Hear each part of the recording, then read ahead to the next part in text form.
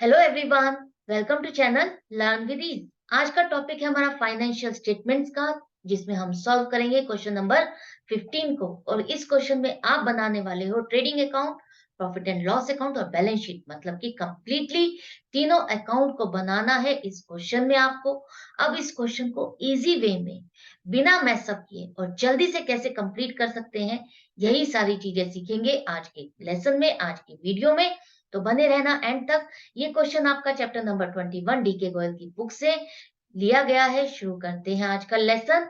यहाँ पर आपको ट्रायल बैलेंस दिया गया है 31 मार्च 2017 को, और उस ट्रायल बैलेंस में एंड में टोटल भी किया गया है जो कि मैच कर रहा है। एंड में आपके पास क्लोजिंग स्टॉक की वैल्यू है 35,000 रुपए। अब यहाँ पर एक पॉइंट इंपॉर्टेंट है, ध्यान से सुनना। यहाँ पर आपके पास ट्रायल बैलेंस है जिसका टोटल किया हुआ है और मैच कर रहा है।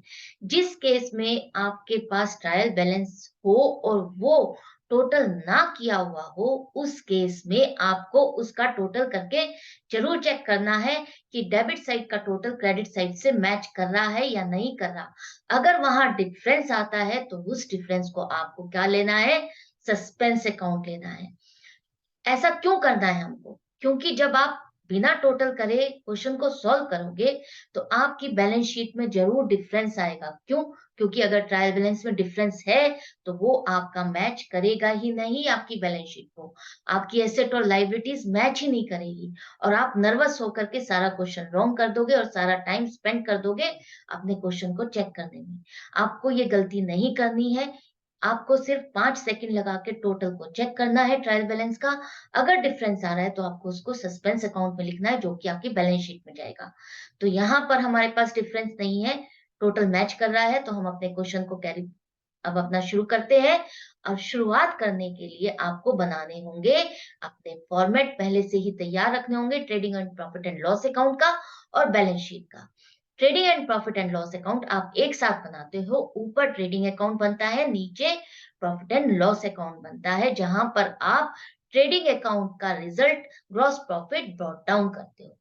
अब आपके पास जब फॉर्मेट तैयार होंगे तो आप ट्रायल बैलेंस से डायरेक्टली जो अकाउंट है उसको पिक करके उसके नेचर के अकॉर्डिंग वो कौन से अकाउंट में लिखा जाएगा, उस अकाउंट में उसकी जगह पर उसकी पोजीशन पर पोस्ट करोगे।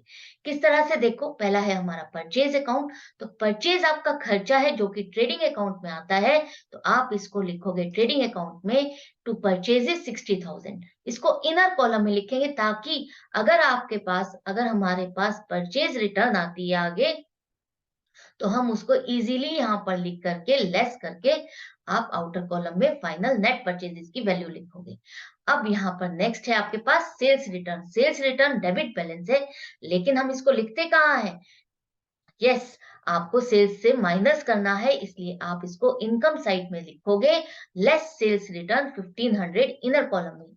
आप कहोगे अभी सेल तो है नहीं, हमने यहाँ पर ऐसे, आपको पोजीशन पता है अकाउंट की, आपको उसकी ट्रीटमेंट पता है, तो आपको उसकी ट्रीटमेंट के अकॉर्डिंग उसको लिखते जाना है और बाकी सारे अकाउंट्स को इस तरह से पोस्ट करते जाना है। फिर देखना कितनी फटाफट ये क्वेश्चन सॉल्व होगा।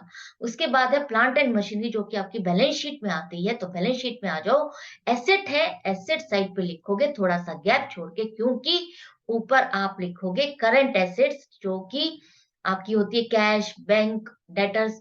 तो आपको उसके लिए स्पेस छोड़ना है, तो आप स्पेस छोड़ के प्लांट एंड मशीनरी लिखोगे, अमाउंट आ जाएगी 90,000 रुपए। उसके बाद है आपके पास ओपनिंग स्टॉक। ओपनिंग स्टॉक आपका कहाँ आता है? ट्रेडिंग अकाउंट में। ट्रेडिंग अकाउंट में खर्चे वाली साइड पर आएगा, सबसे ऊपर। आपने थोड़ा सा गैप छोड़ के इसीलिए लिखा है क्योंकि ताकि आप टू ओपनिंग स्टॉक लिख सको यहाँ पर इजीली। हमने ओपनिंग स्टॉक की अमाउंट लिखी है 40,000 रुपए, देखा इजीली। आप स्पेस छोड़ के, अगर आपको पोजीशन पता है ये अकाउंट मेरा इस पोजीशन पर आता है इस अकाउंट में, तो आप उसी हिसाब से उसको पोस्ट करते जाओगे, तो आपको दिक्कत नहीं होगी, आपका क्वेश्चन मैसअप नहीं होगा। इसके बाद डिस्काउंट अलाउड है आपका 350 रुपए, जो कि आपका कहाँ आता है? प्रॉफिट एंड लॉस अकाउंट में। क्यों? क्योंकि ये आपका सेल से रिलेटेड है, और सेल से रिलेटेड है इसलिए हम इसको लिखेंगे प्रॉफिट एंड लॉस अकाउंट में 350 रुपए। इसके बाद बैंक चार्जेस आपका है प्रॉफिट एंड लॉस अकाउंट में लिखोगे, जितने भी इनडायरेक्ट एक्सपेंस है वो सारे आपके प्रॉफिट एंड लॉस अकाउंट में आएंगे। बैंक चार्जेस आपके हो गए हैं सन्ड्री डेटर, सब आपका है एसेट है, करंट एसेट है, जिसको आप लिखोगे बैलेंस शीट में, ऊपर लिखोगे सन्ड्री डेटर्स, अमाउंट आ जाएगी 45,000 रुपए। उसके बाद आपका है सैलरीज। सैलरीज आपकी कहाँ आती है? प्रॉफिट एंड लॉस अकाउंट में। तो प्रॉफिट एंड लॉस अकाउंट में लिखोगे। हम जो नीचे लिख रहे हैं इसका मतलब है हम प्रॉफिट एंड लॉस अकाउंट में लिख रहे हैं। तो टू सैलरीज अकाउंट लिखोगे आप और अमाउंट आ जाएगी 7,000। वेजेस आपका है ट्रेडिंग अकाउंट का पार्ट। ट्रेडिंग अकाउंट में आपको खर्चा लिखोगे टू वेजेस, अमाउंट आएगी 10,000 रुपए। हमने यहाँ पर स्पेस इसलिए छोड़ी है ताकि हम यहाँ पर लिख सके less purchase return in case यहाँ पर अकाउंट आता है या नहीं आता। अगर नहीं आएगा तो हम यहाँ पर जीरो लिख करके भी इस अमाउंट को आउटर कॉलम में लिख सकते हैं। तो मैसअप नहीं होगा, कोई कटिंग नहीं होगी आपके क्वेश्चन में। इसके बाद आपका आता है फ्रेट इनवर्ड्स। फ्रेट इनवर्ड्स आपका कौन सा होता है? जब आप अपनी परचेज पर फ्रेट की पेमेंट करते हो, कार्टेज की पेमेंट करते हो, जो भी आप उसको लाने तक का जो खर्चा पे करते हो परचेजेस में, वो आपका परचेज से रिलेटेड है, ट्रेडिंग अकाउंट में आएगा टू फ्रेट इनवर्ड्स, अमाउंट आएगी 1,000 रुपए। उसके बाद है आपका फ्रेट आउट। इस ये है आपका वो फ्रेट का खर्चा जो आप अपनी सेल पर करते हो, अपने कस्टमर्स के लिए करते हो। तो ये आपकी सेल से रिलेटेड है, इनडायरेक्ट एक्सपेंस है, 1,200 रुपए प्रॉफिट एंड लॉस अकाउंट में आएगा। प्रॉफिट एंड लॉस अकाउंट में लिखो। रेंट, रेट्स एंड टैक्सेस, ये भी आपका इनडायरेक्ट एक्सपेंस है, प्रॉफिट एंड लॉस अकाउंट में आएगा 2,000 रुपए। एडवर्टाइजमेंट आपका सेलिंग एंड डिस्ट्रीब्यूशन से रिलेटेड है, एडवर्टाइजमेंट है, तो ये आपका इनडायरेक्ट एक्सपेंस है, प्रॉफिट एंड लॉस अकाउंट में आएगा। इसके बाद कैश एट बैंक की आपकी एसेट है, करंट एसेट, जो कि आपकी बैलेंस शीट में आएगी। आप इसको लिखोगे बैलेंस शीट में 7,000 रुपए सबसे ऊपर। अब आपने डेबिट बैलेंसेस सारे लिख लिए हैं। अब बारी आती है क्रेडिट बैलेंसेस की, जिसको आप लिखोगे। अब कैपिटल है तो आपकी बैलेंस शीट में आएगी, लाइबिलिटी है, लाइबिलिटी साइड पे लिखोगे कैपिटल 1,13,075, इनर कॉलम में लिखोगे। क्यों? क्योंकि कैपिटल में से आपको ड्राइंग्स हो है तो उसको लेस करना होता है, प्रॉफिट आता है तो उसको ऐड करना है। तो इसलिए आपको फाइनल बैलेंस जो है वो आउटर कॉलम में ले जाना है, आपको इसलिए इनर कॉलम में इसको यहाँ लिखना है। अब है आपके पास सेल। सेल आपकी आती है ट्रेडिंग अकाउंट में, तो ट्रेडिंग अकाउंट में आ जाओ और सबसे ऊपर लिखोगे बाय सेल, जहां हमने गैप छोड़ा था सेल लिखने के लिए 1,27,000। अब आप इसको लेस करके आउटर कॉलम में नेट सेल्स की वैल्यू लिखोगे 1,25,500 रुपए। इसके बाद है आपके पास परचेज रिटर्न। इसका बैलेंस आपका क्रेडिट है, लेकिन हम इसको लिखते कहाँ है? ट्रेडिंग अकाउंट में खर्चे वाली साइड पर परचेजेस में से लेस करोगे, लेस परचेज रिटर्न 1,275 रुपए, और नेट परचेजेस की वैल्यू 58,725 आपकी आउटर कॉलम में आ जाएगी। डिस्काउंट रिसीव्ड आपका प्रॉफिट एंड लॉस अकाउंट में इनकम साइड पे आएगा 800 रुपए, बाय डिस्काउंट रिसीव्ड 800 रुपए। सन्ड्री क्रेडिटर्स, ये आपकी लाइबिलिटी है, लाइबिलिटी है, करंट लाइबिलिटी है, जिसे आप ऊपर लिखोगे सन्ड्री क्रेडिटर्स, अमाउंट 20,000 रुपए। बिल्स पेबल करंट लाइबिलिटी है, अमाउंट आ जाएगी 5,000 रुपए। अब आपने डेबिट और क्रेडिट साइड, दोनों साइड के सारे अकाउंट्स पोस्ट कर लिए हैं जल्दी से, फटाफट से, दोनों ही फॉर्मेट में। लेकिन इस क्वेश्चन में ध्यान से रीड करना कि एंड में भी आपके पास कोई वैल्यू दी है तो उसको भी आपको इनकॉर्पोरेट करना है। क्लोजिंग स्टॉक दिया गया है 35,000 रुपए, जो कि आपका डबल साइड आएगा, डबल अकाउंट्स में पोस्ट किया जाएगा, एक बैलेंस शीट में और दूसरा आपका ट्रेडिंग अकाउंट में। अगर ये क्लोजिंग स्टॉक आपका ट्रायल बैलेंस में होता तब आप उसकी पोस्टिंग सिर्फ और सिर्फ बैलेंस शीट में करते, लेकिन ये ट्रायल बैलेंस से बाहर दिया गया है, तो हम इसको बैलेंस शीट और ट्रेडिंग अकाउंट दोनों साइड पर लिखेंगे।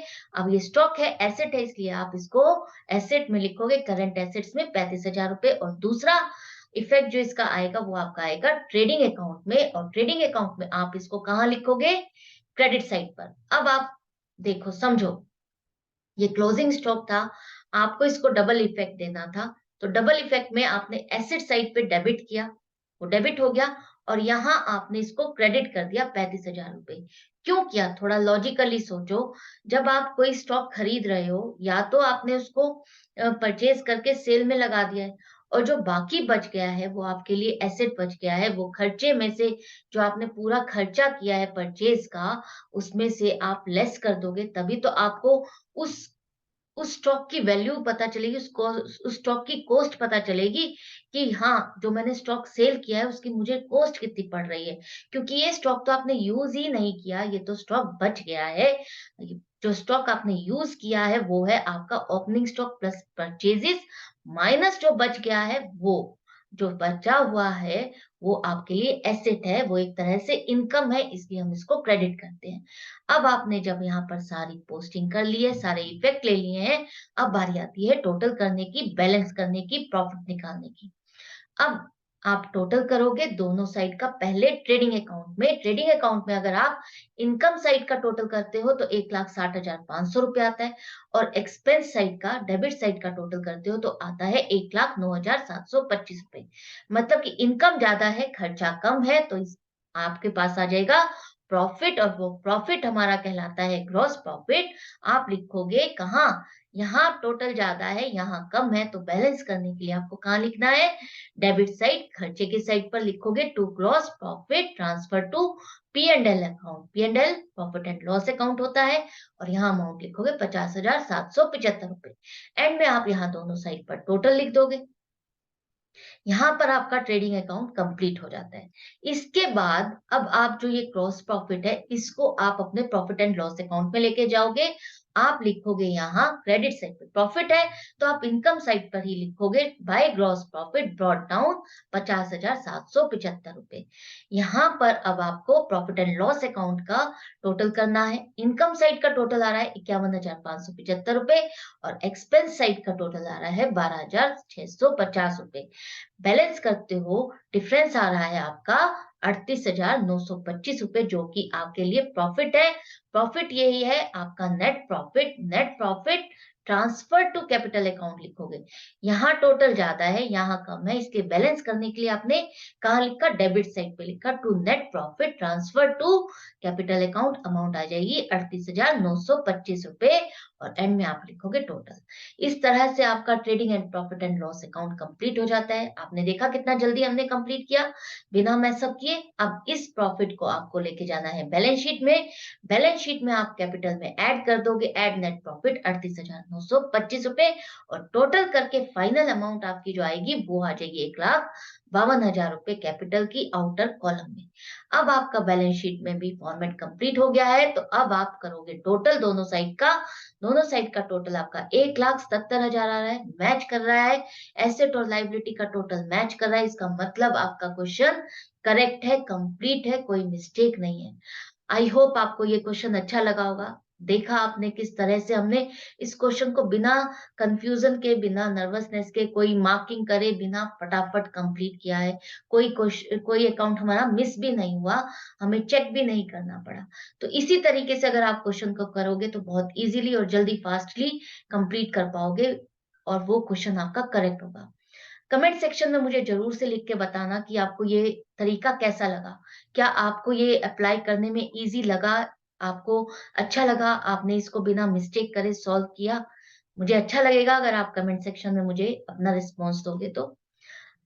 मैं मिलूंगी आपसे नेक्स्ट वीडियो में नेक्स्ट क्वेश्चन के साथ। लेकिन आप प्रैक्टिस जरूर करते रहना, सब्सक्राइब कर देना, लाइक करो, शेयर करो अपने फ्रेंड्स के साथ भी। अगर आप ऑनलाइन क्लासेस चाहते हो तो मुझे व्हाट्सएप कर सकते हो 9212666015 पर। Goodbye and take care.